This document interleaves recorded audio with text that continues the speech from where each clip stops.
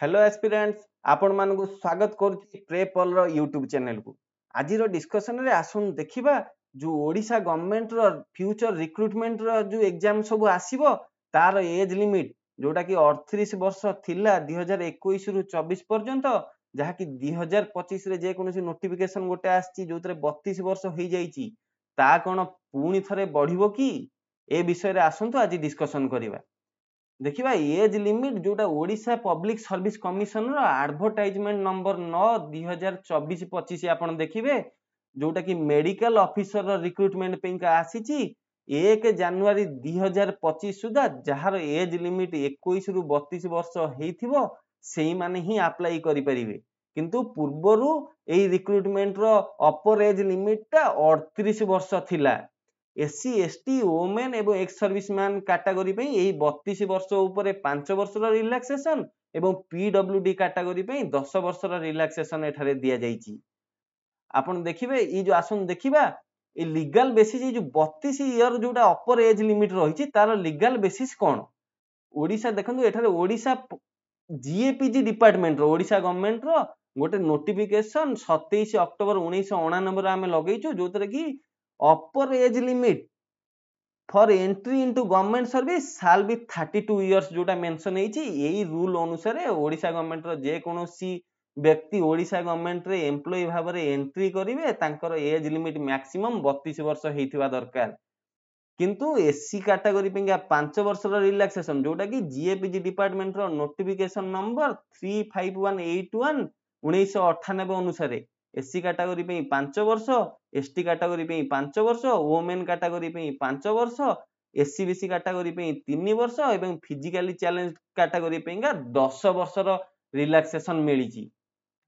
जोटा कि देखंतु आसीबा आसन देखिबा 38 वर्ष रो बैकग्राउंड कोठु स्टार्ट हैला जेतेबेले कोविड आसिला। कोविड परे ओडिसा रो राजपत्रिका ओडिशा गेजेट रे जीएपीजी रो गोटे नोटिफिकेशन 11 जनवरी 2022 रे आसिला कि जो अपर एज लिमिट जोटा कि Odisha civil service fixation of upper age limit जोटा में पूर्व रे देखिथिले 1999 रे 32 वर्ष थिला ताको 2021 वर्ष 22 एवं 23 वर्ष पेंगा 38 वर्ष पेंगा 38 ईयर रे फिक्स करा गला।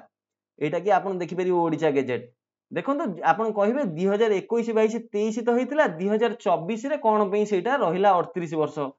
2024 रे गोटे जीएपीजी डिपार्टमेंट गोटे सब्सिक्वेंटली गोटे नोटिफिकेशन पुणी आनला नोटिफिकेशन नंबर 1192 डेटेड 11-10 जनवरी 2024 जोतरे एई जो अपर एज लिमिट 38 इयर्स जोटा थिला ताकू 2021 22 23 प्लस गोटे 2024 पेंगा एक्सटेंड कला।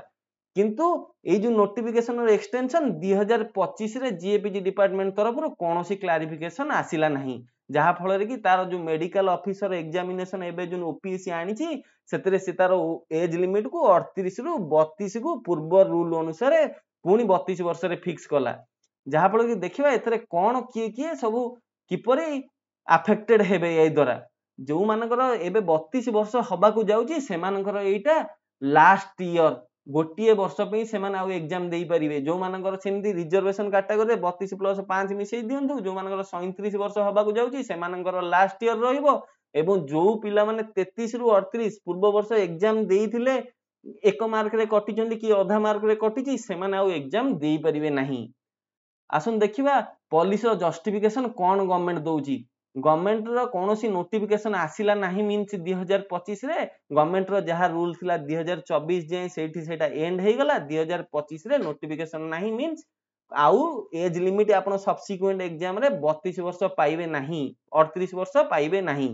यहा कोन चेंज हेई परिबो गवर्नमेंट रो कोनोसी क्लैरिटी अपन त आसी नाही किंतु चेंज हेई परिबो कारण आपण एठा देखंतु हम ओटे इमेज लिखिचु democracy is of the people by the people and for the people.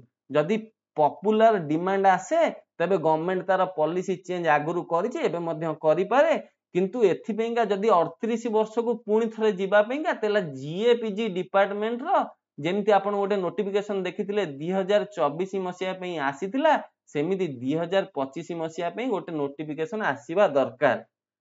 एति कहबी आज रो वीडियो को एठी एंड करछि। धन्यवाद। जय जगन्नाथ। जदि चैनल को लाइक करना लाइक करंतु वीडियो रे कमेंट करंतु एवं चैनल को सब्सक्राइब करंतु। जय जगन्नाथ। ନମସ୍କାର।